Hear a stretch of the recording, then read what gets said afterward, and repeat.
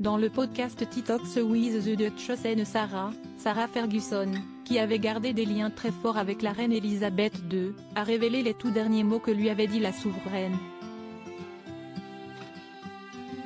Une conversation qu'elle n'est pas près d'oublier. Le 8 septembre 2022, une page de l'histoire de la famille royale britannique s'est tournée avec la mort de la reine Elisabeth II, à l'âge de 96 ans. 7 décennies de règne pendant lesquelles Elisabeth II en a vu des vertes et des pas mûres, notamment dans sa vie personnelle. La couronne britannique n'a en effet jamais été étrangère au scandale depuis plusieurs siècles, et Elisabeth II a eu son lot de dossiers familiaux brûlants à gérer, notamment les relations très tendues entre le prince Harry, Meghan Markle, et le reste de la famille. Et que dire de l'affaire de réseau de trafic sexuel de mineurs qui a éclaboussé la couronne, à cause du prince Andrew, qui a dû signer un gros chèque à son accusatrice pour éviter le procès. Malgré les casseroles de son fils, Elisabeth II ne l'a jamais lâché.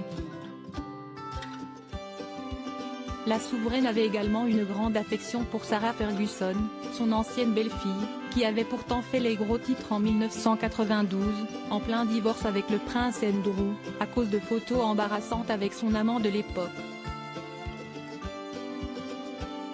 Mais de l'eau avait coulé sous les ponts entre Sarah Ferguson et la famille royale, au fil des années. Les confidences de Sarah Ferguson sur la reine Elisabeth II avant que la reine ne rende son dernier souffle. Sarah Ferguson et le prince Andrew, qui ont récupéré ses corgis adorés, passaient beaucoup de temps avec elle. Dans le dernier épisode du podcast Talks with the Duchess and Sarah, la mère de Béatrice et Eugénie s'est confiée sur la toute dernière conversation qu'elle a eue avec la reine. Si est-il la dernière chose que la reine m'a dite? Sois toi-même, Sarah, a-t-elle déclaré.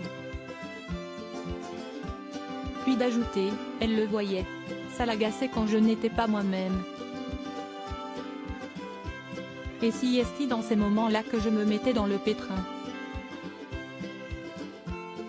Maintenant, je suis moi-même, et je me considère chanceuse de pouvoir être moi-même.